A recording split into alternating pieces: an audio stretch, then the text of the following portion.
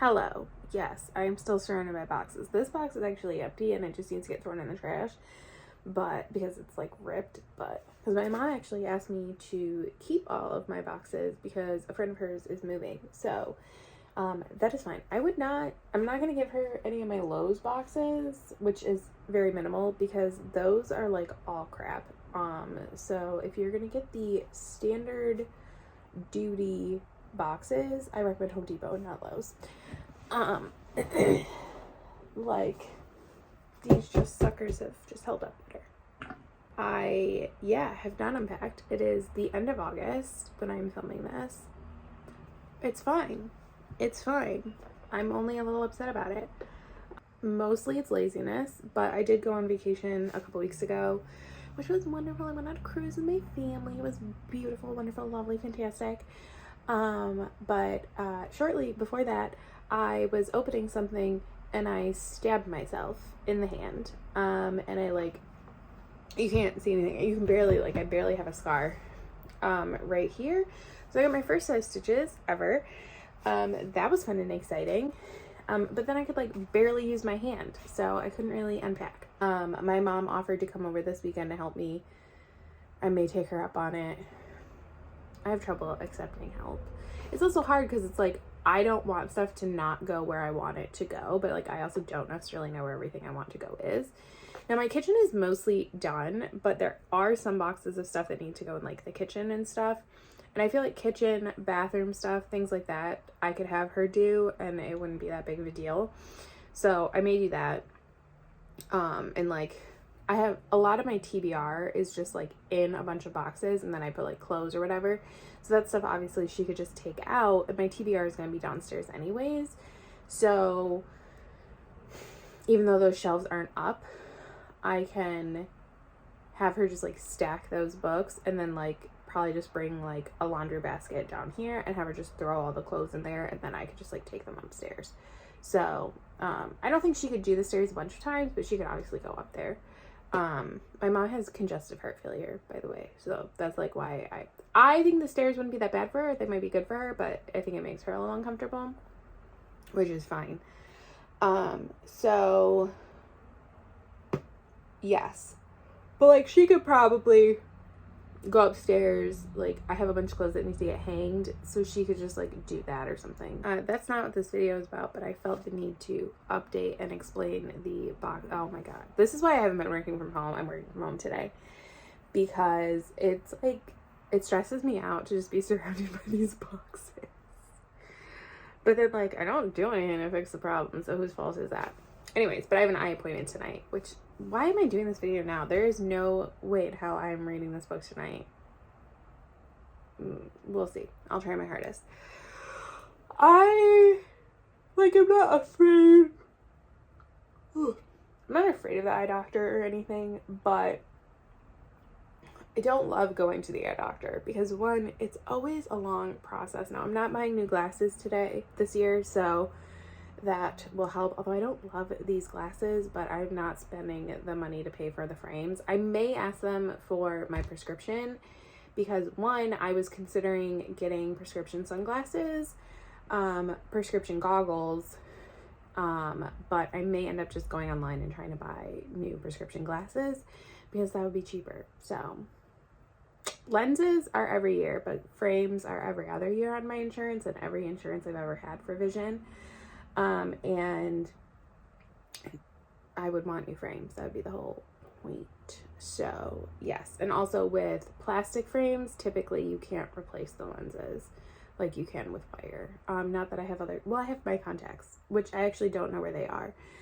So that'll be fun. And I'll have to put contacts in today at the doctor's office, which I will do. But it's going to be awful because, one, I haven't done it in forever, and two, they always do it after you've dilated your eyes. I was talking to my boss about this yesterday, and she's like, I hate it. And I was like, I know, it's so hard because you can't see anything, but then also I usually get numbing. I don't know if this is standard, I assume it was, but it doesn't sound like she does this. So they do the numbing drops because they're gonna, I think that might be part of the glaucoma test. I can't fully remember. But so they numb you up first. So then also like my eyes feel kind of weird, and like the whole thing is a nightmare.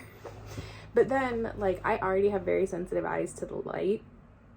So driving is a pain. And then you just like can't focus while you're dilated and stuff. So I don't know who I thought I was. Planning on reading a book today, but that's currently my plan tonight. We'll see. I did read 2 unhinged romances yesterday. One of them called Unhinged about a door. The other one was about balloon animals. It was weird. I went down a weird path. I was in a mood. I read them. It's cool. Anyways, so this video is going to be about The 5-Year Lie by Sarina Bowen. I am titling this book Reading My First Thriller. That is a slight lie. I thought about this after I like came up with this concept, and that I have in fact read a thriller. I have read The Girl in 6E by, I think she's A.R. Tor in for those, Alexandra Tor or Tori. And the second book of that series, I think it was called Do Not Disturb. And those are technically thrillers, I believe, like erotic thrillers. And I did not finish the series because it started to make me like very uncomfortable. Like just like the anxiety inducing stuff was just like way too much. Also, I started reading, so then I was like reading spoilers for the 3rd book, and I didn't like where it was going to go. So wasn't going to put myself through that. I will live my delusional mind about what happens to those characters in my old head canon. But this is a new book from Sarina Bowen, who I love. I think I've done several videos about her, so I'll try to link them. Sarina Bowen is like an autobi author for me. And so I think I said when I did my like 2024 anticipated releases, like I was going to buy this book, but was I going to read it? Because I want to support Sarina. But like I'm not a thriller reader. So here's the thing about thrillers and me and why I haven't read them. One is the scary factor. So yes, it's not horror, but a lot of times thrillers do have some sort of scary suspense element. And I have a very low tolerance for that in a couple of ways. One, I am the biggest of babies. So like I am easily spooked and scared. And yeah, things make me really uncomfortable. Like I don't love watching like thriller movies. I will occasionally, especially if I know some things about like what the reveal is or whatever, which I know defeats the purpose, but like I need that. Because the other thing with suspense elements is it gives me so much anxiety, and then I just like it's not good. It does not make me feel like a good person. Like it makes me feel so uncomfortable. And then also my concern, especially with like picking this up, is because it's going to be suspenseful, is it going to be a compulsive read? Which honestly, most Sarina Bowen books are compulsive for me anyways. And like, I'm not trying to stay up until like 3 o'clock in the morning. I am trying to be a responsible adult and have like a healthy sleep schedule. So, you know, there is that. But again, it is Sarina Bowen. So yes. So I decided I was going to read it and I was going to vlog the experience for funsies. I think I did read the synopsis once, but that could be a lie because I just like buy Sarina Bowen books without thought. So, you know. Anyways, I'll read it to you now, and maybe this will be the first time I'm reading it. On an ordinary Monday morning, Ariel Cafferty's phone buzzes with a disturbing text message. Something's happened. I need to see you. Meet me under the candelabra tree ASAP. The words would be jarring from anyone, but the sender is the only man she ever loved, and it's been several years since she learned he died. Seeing Drew's name pop up is heart-stopping. Ariel's gut says it can't be real, but she goes to the tree anyway. She has to. Nobody shows, but the text upends everything she thought she knew about the day he left her. The more questions she asks, the more sinister the answers get. Only 2 things are clear. Everything she was told 5 years ago is wrong, and someone is still lying to her. The truth has to be out there somewhere. To safeguard herself and her son, she'll have to find it before it finds her, and with it, the answer to what became of Drew. Best-selling romance author Sarina Bowen's debut thriller, a heart-wrenching romance that only she can execute. The 5-Year Lie is a page-turning, spine-tingling story that will have you guessing until the very end. So, yes. And can I tell you, so I went to Nova Scotia several years ago, And I can't remember the name of the town, but we went to this town. I think the ship is called the Blue Nose is there, and I feel like this kind of looks like the lake there. I don't know.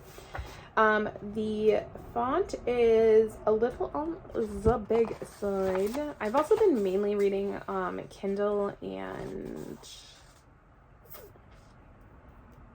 audiobooks right now. So yeah, I was trying to see if there was like a place. No. So yes, but I'm gonna read this. I shall explore it, and I will tell you how I feel about it, and we shall see what happens. I'm scared about what this will do to me. I also am not gonna lie, like, I'm afraid that I'll like thrillers, and like, I do not need another genre in my life. Like, listen, I already have enough. Like, I have almost 200 unread books. We don't need to add more. So yes, I will keep you updated, let you know what's going on, and how I'm feeling about this.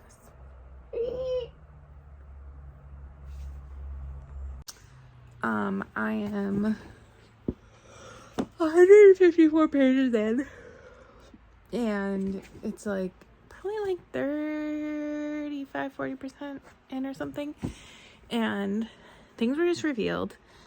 And like right now, I would say, like, I mean, we'll see how I feel as this continues. Right now, I would say the like thrilly levels are on like the level with like a romantic suspense I've read. So, you know, and I'm like holding out hopes for a romance because I am who I am. But anyways, and like there is some stuff where you're like, can you trust people? I don't know. Like there are a few I don't even know what I want to say, because like this is a new book, so I don't even want to like hypothesize and potentially spoil something. But like some people are acting a little weird, and then like some people aren't acting weird, which makes me suspicious of them too. So, and like there's one character in here that Ariel is becoming like friends with, and I just really want that person to be a good person, and like, I don't know. I want them. I want the friendship. But there was just like kind of some like information, I guess, given out, and it basically has to do with like police corruption, like abuse. I'm not sure if we're supposed to think that this one girl that's wrapped up in that was like physically abused by the police officer, or like essayed, if he just tried, whatever. She hanged herself. So as of right now, when I'm reading this, this week, is his name Matthew? I don't remember. He's not worth remembering his first name. Farwell was arrested in Massachusetts, finally, for, I think his official charge is like murder of a witness.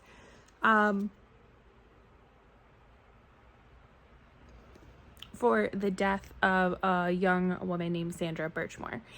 And I have been casually following this case for a few months because I was following the Karen Reed case out of Boston, and there are a ton of the same players involved, and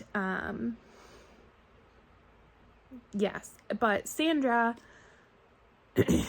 was interested in becoming a police officer, or like learning more about it, so she joined a police explorers program at a young age and met this police officer, and he groomed her, and ultimately they had like a 10-year relationship, probably like 10 years roughly. I think she was 23 when she died, and she was pregnant. I'm unsure of why. It's like the feds had to get involved. Like she died in 2021, like early February, and she was found hanging in her apartment, and her death was declared a suicide, but her family didn't believe it. Her friends didn't believe it and have been campaigning for her and for justice. And there was just either, just like the Karen Reed case, there was either shoddy police work or corruption or a combination of the two. And both of those options are scary, by the way. Like, not to get into like a whole conversation about that, but like both options are scary.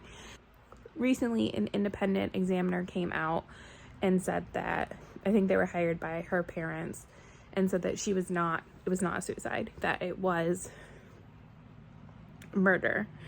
And now the feds have gotten involved, or have at least like said that they were involved, and have arrested him.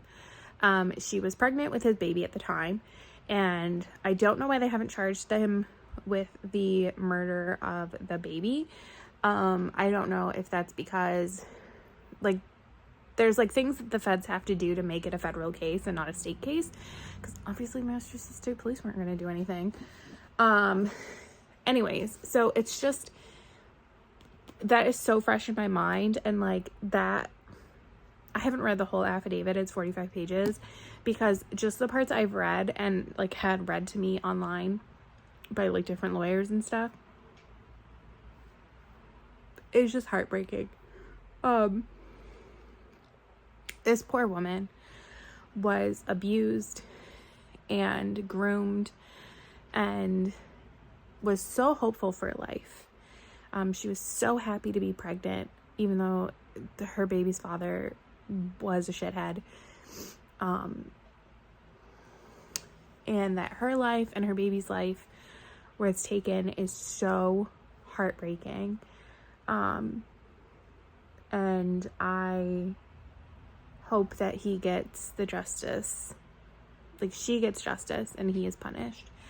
And it's just weird, because like, you know, there's like things there or whatever.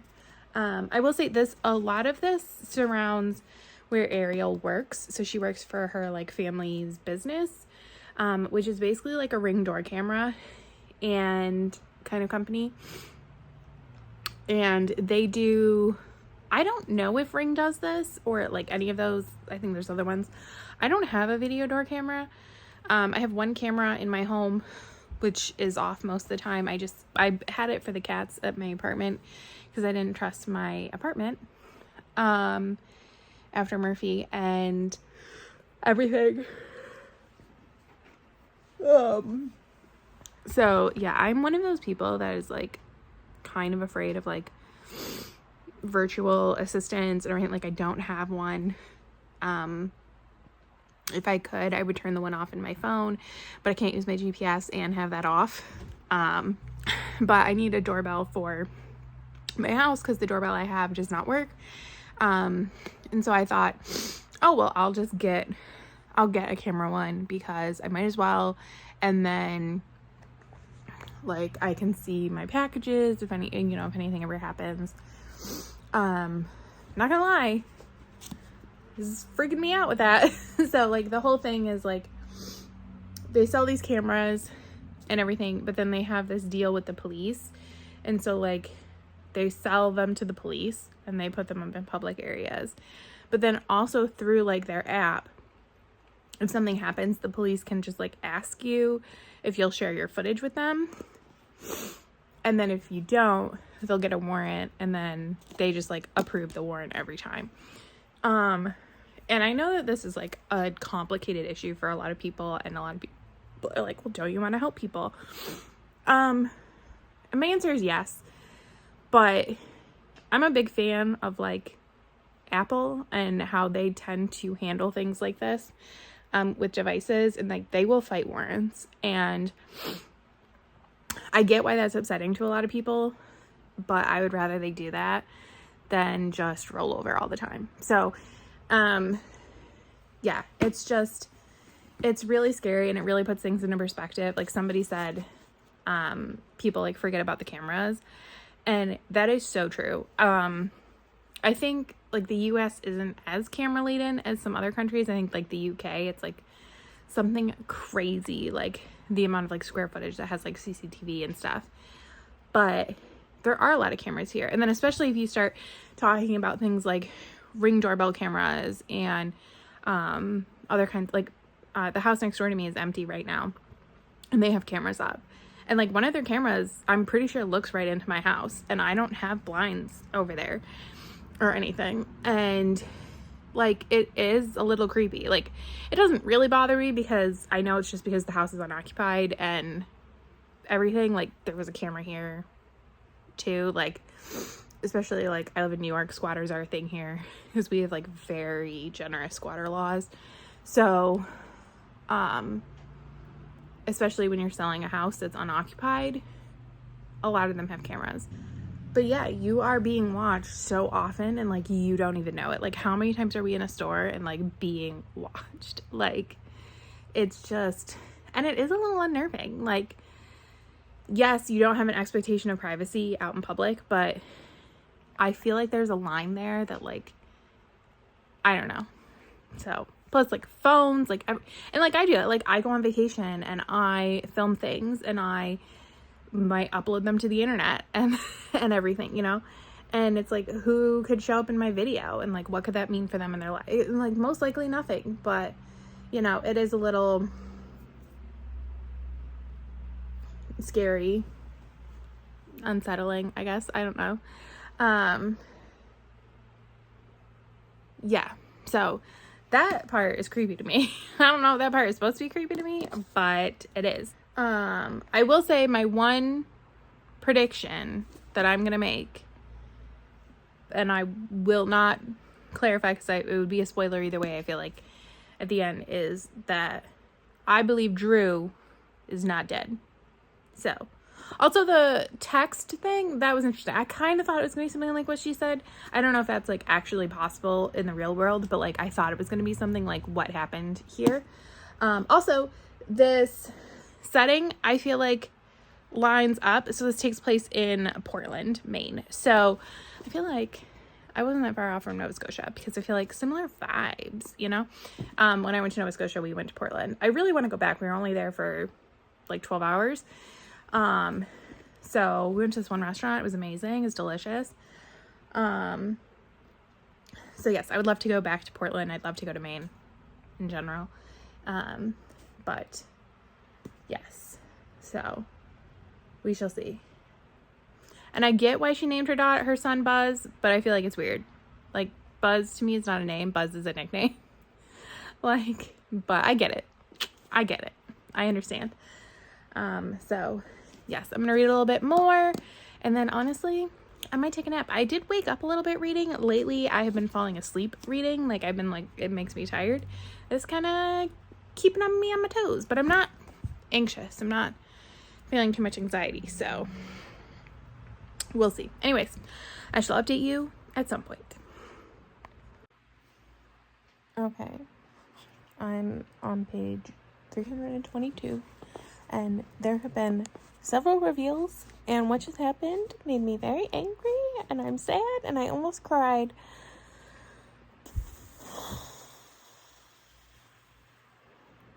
It's like 11, I think it's a little after 11. I'm finishing this book.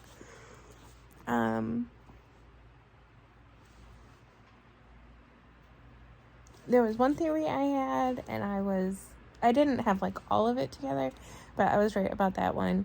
But that was one of the reveals. But the reveal that just happened,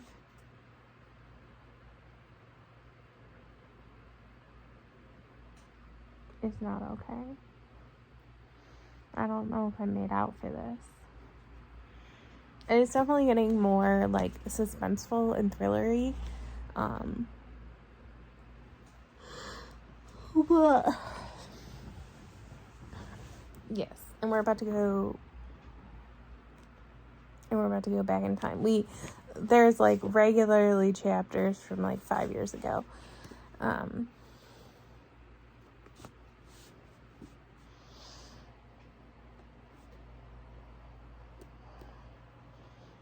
I'm just so mad right now. So mad. Okay, I'm gonna go back to reading.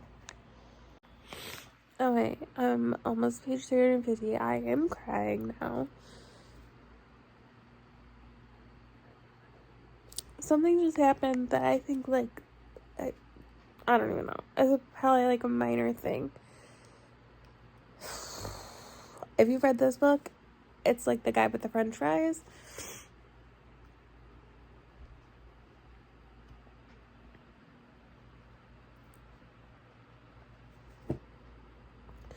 It really set me off. Like,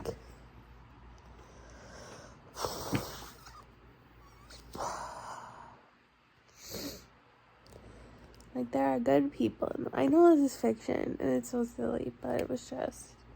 That whole section was, like, it was hard. It was sad. And then that happened. And it was just very nice. So, anyways, moving on, and hopefully less crying. Okay, it's almost midnight. I'm done. I cried again.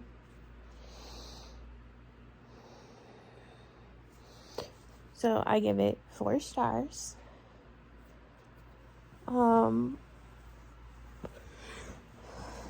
were some things at the end that felt a little, I don't want to say convenient. I feel like for the most part she, like, laid things out well that, like, in retrospect you're like, oh, okay, blah blah blah.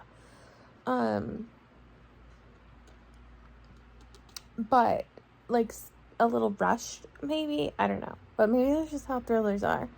There was a reveal at the end in, like, the last chapter. That's what made me cry again. I don't know. It was good. I enjoyed myself, I guess. It didn't make me as anxious as I was worried it would be.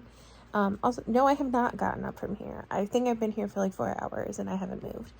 I'm pretty sure the cats are upstairs, like, trying to figure out why I'm not going to bed.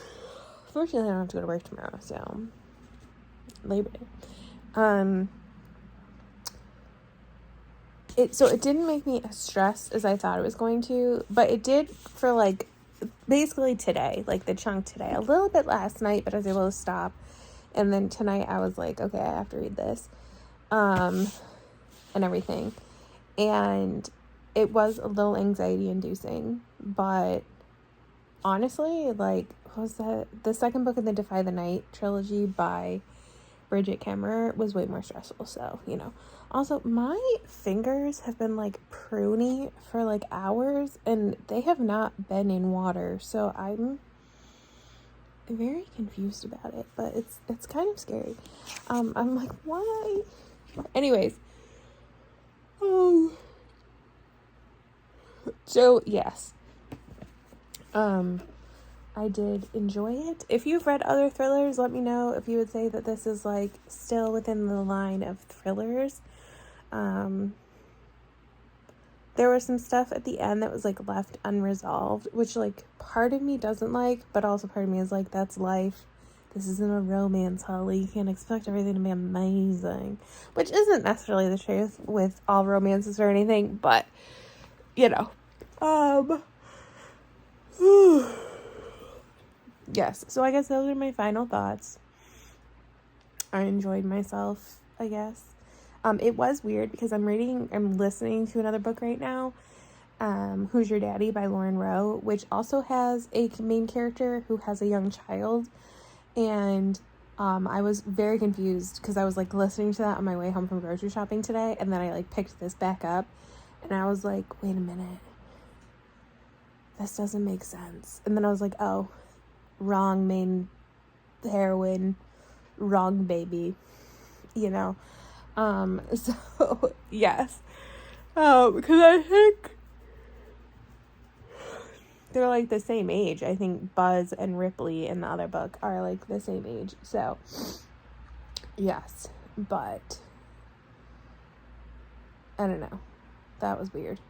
Okay, so I'm actually probably not gonna go to bed. I probably should, but I kind of need a snack, and I need to brush my teeth. I should probably do that in the snack and then teeth brushing order. So yes. But thank you so much for watching. Oh. Whew. Thank you so much for watching, and I will see you next time. Bye.